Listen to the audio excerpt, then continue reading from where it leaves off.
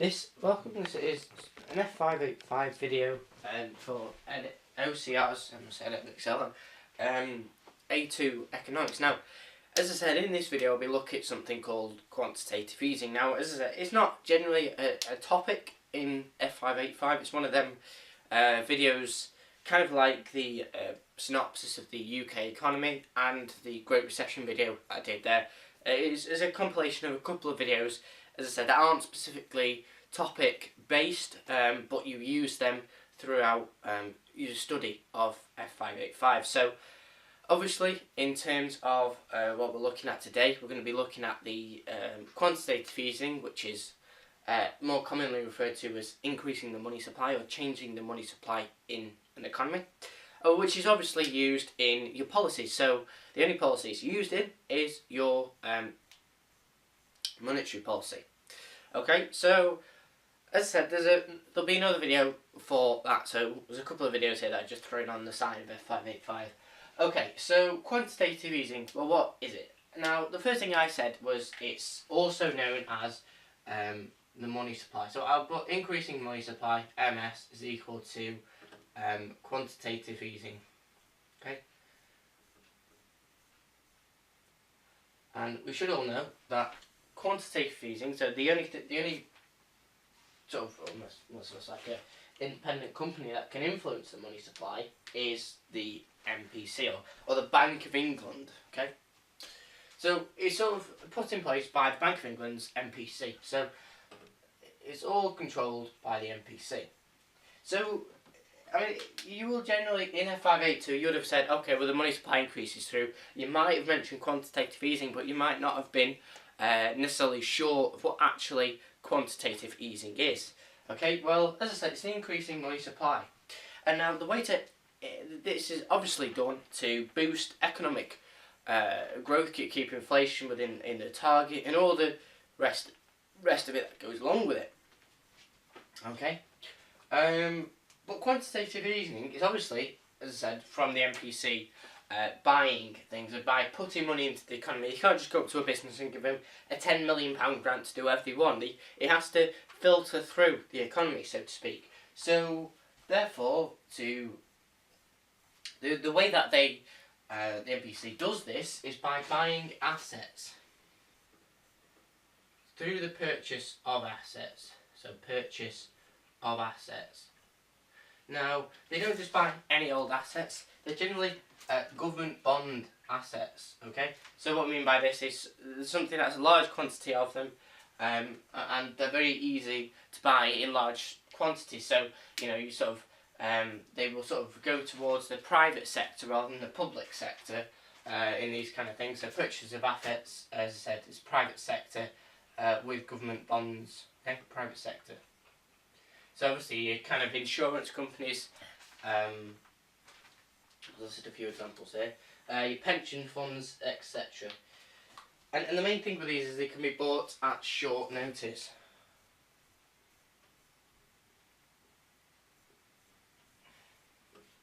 So if you just want to learn that, they buy assets in the private sector, okay, which can be bought at short notice, government bonds, okay. Right, so that's just kind of an overview of what quantitative, what we actually mean by quantitative easing, but now it's kind of confusing because, okay, so that's what it is, but how does it actually affect, so that's what quantitative easing is, but now we need to look at how it affects the economy and why this actually works. Okay, so as I said, that's just kind of an overview of it, quantitative easing, but, okay, so now we've got that so let's start with the first point that we kind of just learnt, that the Bank of England, or the MPC, uses these funds to buy assets. Okay? And then when the banks buy these assets, obviously, as we know, if no one else is going to be buying these because the economy's in a downturn or whatever, we've got supply and demand, then obviously the bank's going to be buying these assets. Obviously the demand for these assets is going to increase to D1. And whenever we increase demand, quantity demanded, we know this increases the price from P to P1, increasing the quantity demanded from Q to Q1. Okay, so it's basic economic theory, really. So the bank buys assets, then the asset prices should increase, okay? Assuming everything else stays the same, of course. Right, so if the asset prices increase, it just has a knock-on effect, and you just need to be able to understand this, that when the asset price increases, the return the return for the individual on these assets decreases. So we call this the yield on the asset, okay? So it's kind of the return, if you want to think of it like that. But okay, so the return on the assessment. God's sake. Sorry, my mind is yield on the asset decreases. Okay, so if the yield on the asset decreases, the person who's got this asset, who's renting it out, so to speak, or selling it, is going to move away from this because they're not going to get as much back. So basically, they buy the asset, and then when they sell it again, they're not going to get as much back. That's essentially the Pentagon walkies, flies even. So they're not going to get as much back. So therefore, these people who originally had these assets that we assume the bank bought through the government bonds, they're going to move away from them. Okay, so that's the next point really. So as the yield on the asset decreases, the owners of these assets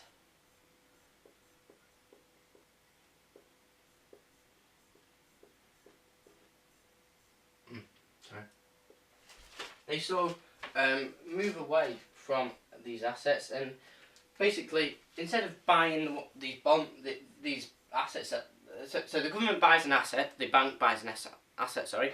The asset price increases, but the return on that asset decreases.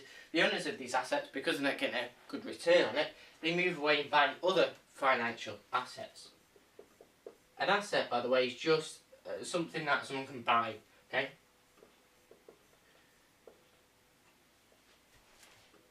So they buy other financial assets, okay? So something else they can invest in, okay? So owners of these assets buy other financial assets.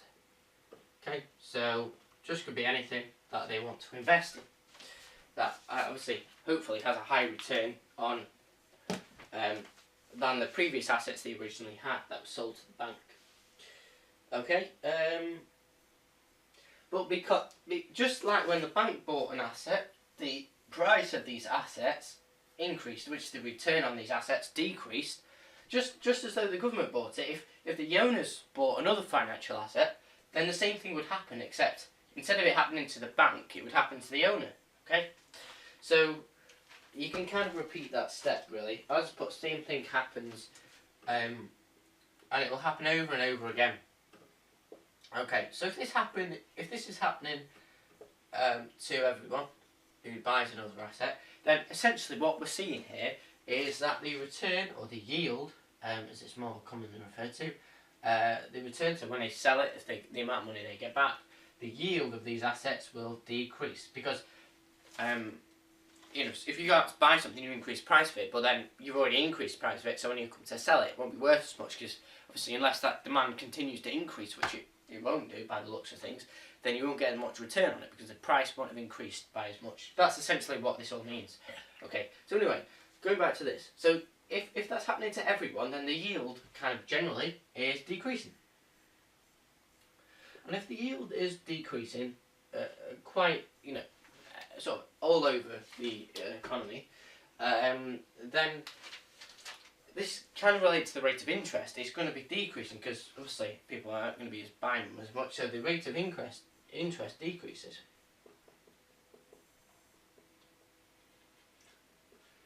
And if the rate of interest decreases, oh sorry, great, I do apologise.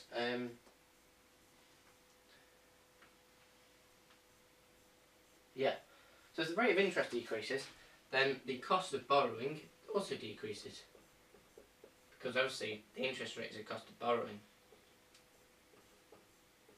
And if the cost of borrowing decreases, then it's going to be cheaper for people and businesses to borrow. Okay, so this should lead to an increase in investment and consumer spending. Okay, because it's cheaper for, consumers don't just spend on like Freddos. They have to borrow 50p from the mate for it. It's probably at £2 by now. Okay, so yeah, that's how I, they buy houses and general stuff like that. So that's what causes it. All right. So therefore, people have more things. People have bought more items, so their security increases. Okay. So obviously they've got more something. If they want to go out for a loan for another house, then they've already got the security of the previous house as sort of a guaranteed thing. All right. So that's just an extra bit. Now, let's consider the fact, obviously, people aren't going to spend, we just assumed here that people just spend, we've just looked at it from one's perspective, that when the bank buys the assets, obviously this individual has an increase in funds, and they spend it all, but not necessarily. If their proportion of saving and spending remains the same, then obviously they're going to spend more because the bank's giving them more money, but they're also going to have more money in their account, so they're going to be saving more.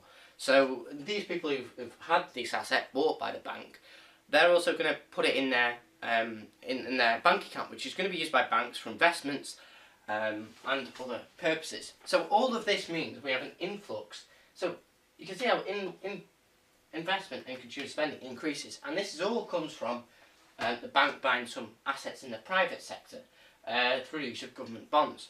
Okay, which is essentially what happens. And then, so really, a recap of all this quantitative easing rubbish is that the bank buys an asset, the asset price increases, but when they come to sell it again, it won't have increased by as much. So therefore, the yield on these assets decreases, and the individuals who've had these assets bought, they go and do the same thing, and the same thing happens, so they don't get as much back either. So therefore, people aren't going to be borrowing as much because they're not going to get continue to get as much back. So therefore, to try and stimulate that, the government lowers the rate of interest, so the cost of borrowing decreases, and then if the cost of borrowing decreases, then investment and consumer spending increases because it's cheaper. People have more things to put for liability kind of thing, so the security increases. Now we said here, people spend it, people also save it, so it's an increased funds for investment. So this investment can sort of increase twice if you want to think of it like that. Okay, so that's pretty much quantitative easing. As I said, if you want me to go over anything else, I'm trying to explain this yield thing in a bit better detail. Please do let me know. I'll try and do another video on it. But hopefully you get that. As I said, you'll never get a question directly on it, but it's always nice to be able to understand what it means. As I said, you'll only really talk about this in your monetary policy, which, as I said, I'll be going over as kind of a recap on all three macroeconomic policies in one of my forthcoming videos. But really, this is just kind of how does the money supply actually influence it, and why does it happen? Okay. Now, obviously, this is to try and get inflation back and the aggregate demand all coming back to as it should be. But as I said, thanks for watching, and we'll see you in the next video. Hopefully, anyway.